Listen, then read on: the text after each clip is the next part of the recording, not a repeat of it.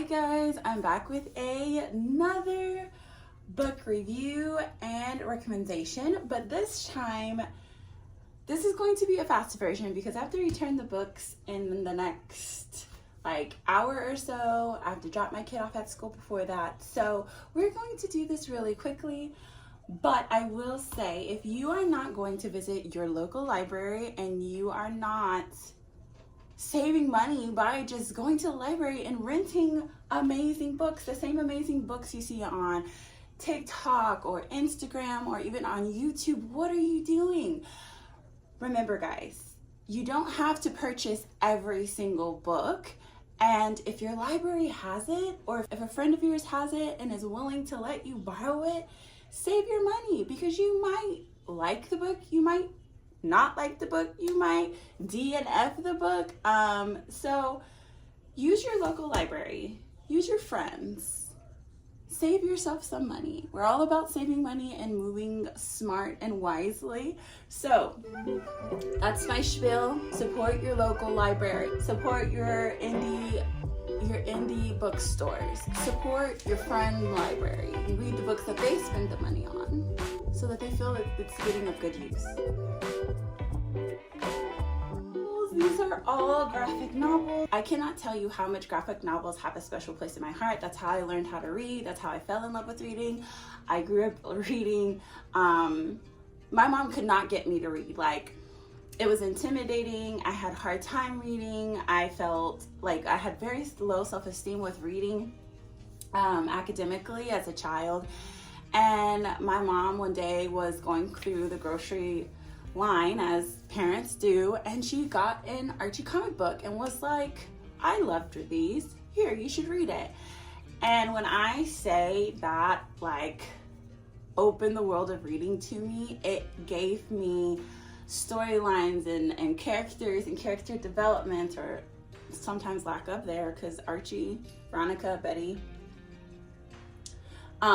it gave me the laughs and the connections that I needed without it being overwhelming, without it being too much. So any parents out there whose kid is struggling with reading chapter books, or if they're behind, please make sure you are giving them something to boost their academic confidence. And comic books did that for me. So graphic books, comic books have a special place in my heart. They always will be. I will always root for them. They will always be one of my favorite genres, or styles of writing.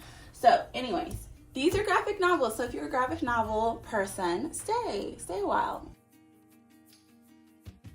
I did give these star ratings. I have my notes.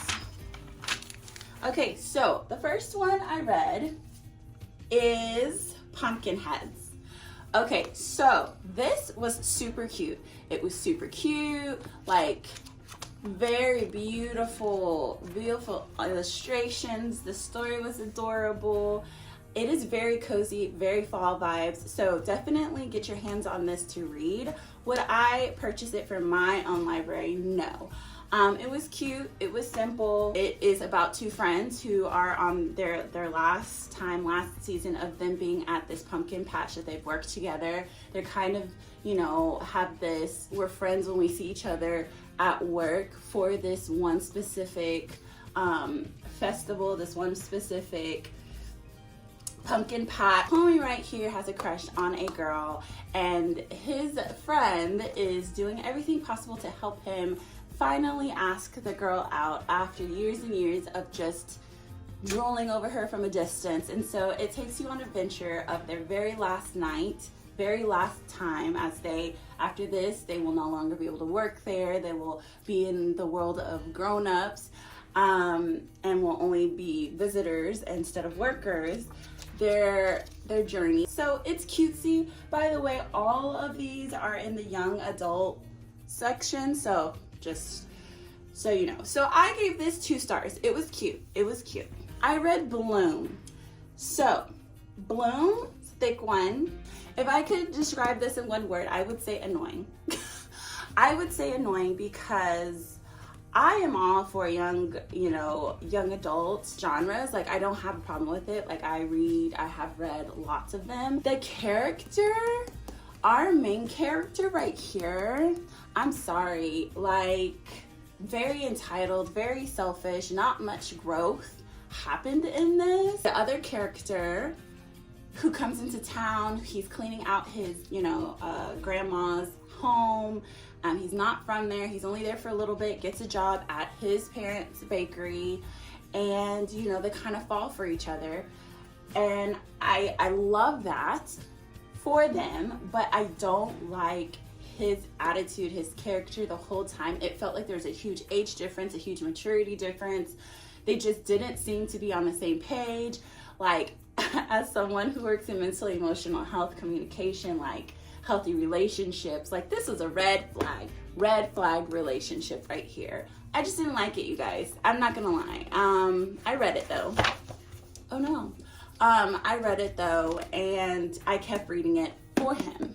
That's the only reason I read it, because he just seemed really sweet, and I like the family, the parents.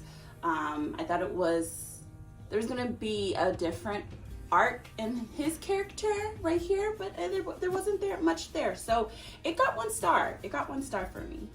But very cutesy for the youth. Very cutesy for the youth. This one right here.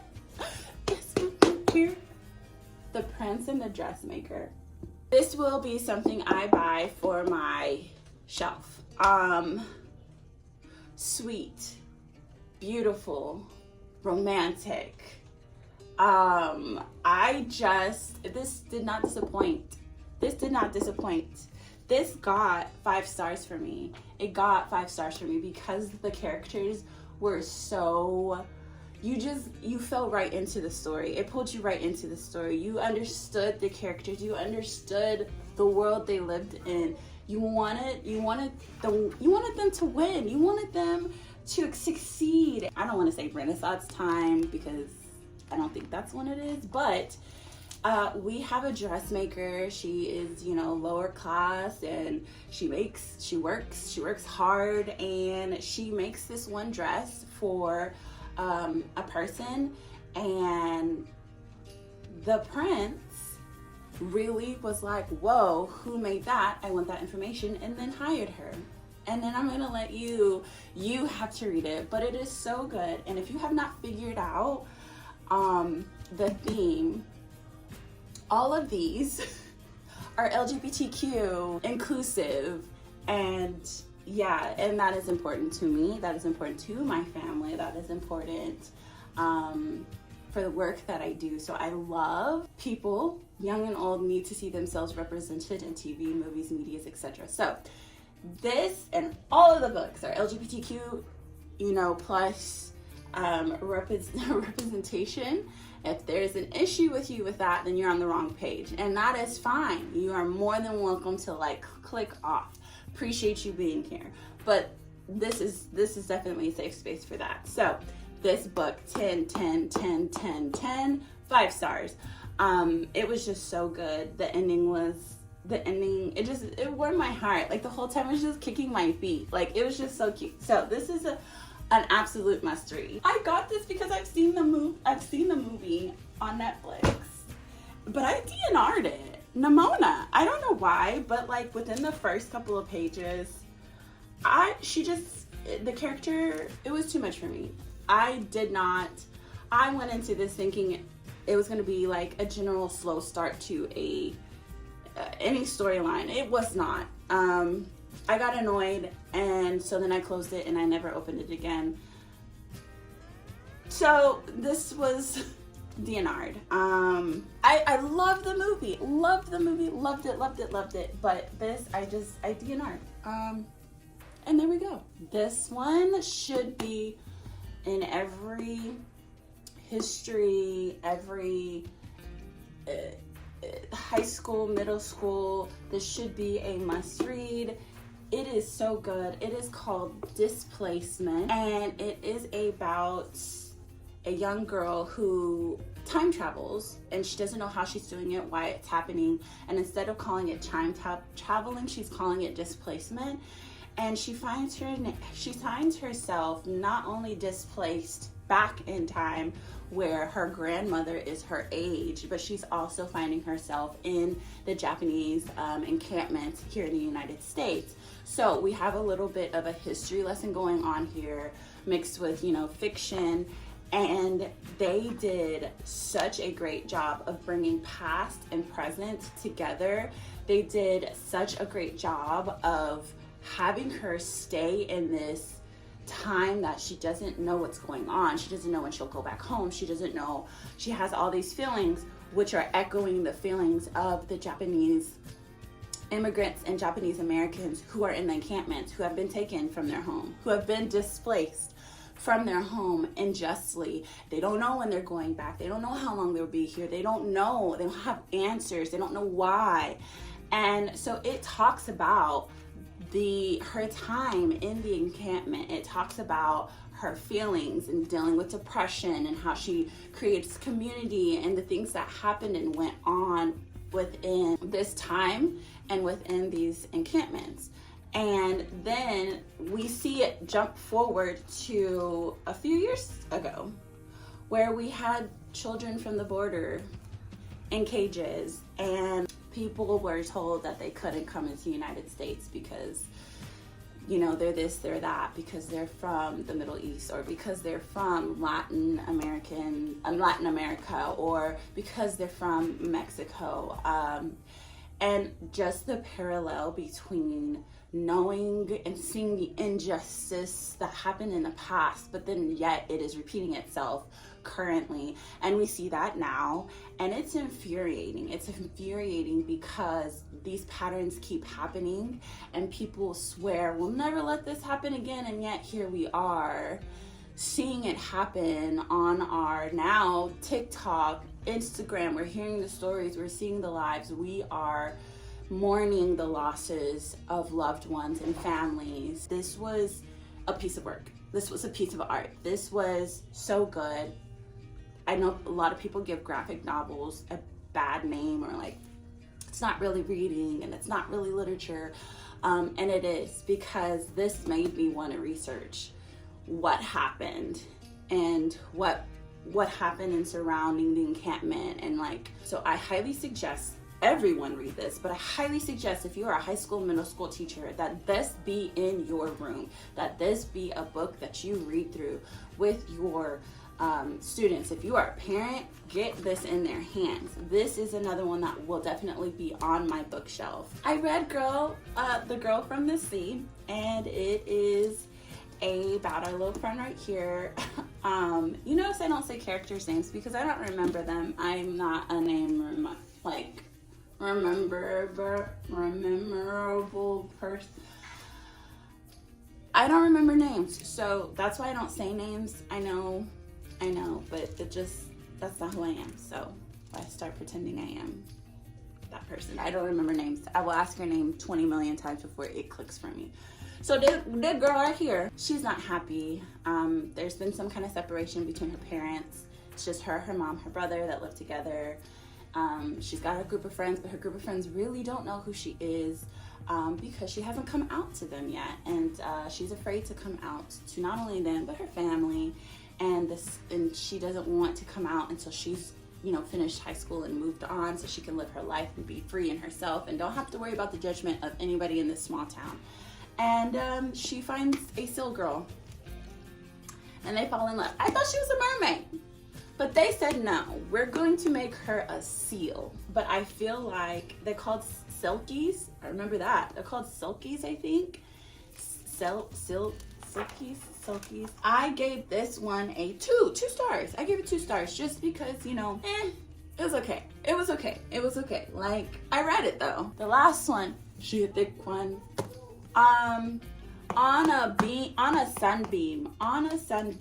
This one was a slow starter. I almost DNR'd it, y'all. I almost didn't make it through. I said, you know how many times I was like, it gotta get better at some point. You gotta get better at some point. It did. It really did. Once it started cooking, it cooked. it cooked well. I gave this 3 stars. This is not one I'm going to purchase for myself. This main character is a troubled teen. She is all over the place, getting in trouble.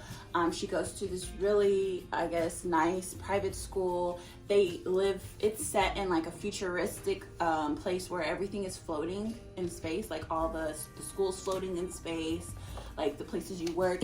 And it goes back and forth between her younger self, her current self, where she now is working, restoring abandoned, or she's cleaning up places in space that are wanting to be reconstructed or used again with a team. And so it goes back and forth between her younger self and her current self and her love interest and all the things that happened to her when she was younger and why she is the way she is. And it also starts sharing the stories of the team that she's on board with that goes around and cleans and restores these places. You get to learn about, I love the world.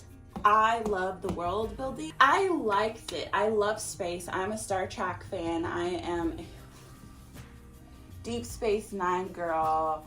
I am so, I almost said Star Wars. You know what? Maybe like 1.5 Star Wars. Like old school Star Wars. I'm talking about like VHS Star Wars. I'm not talking about the new ones. Because my dad used to make me watch them over and over again with him, and I hated it. I hated it. Princess Leia, girl.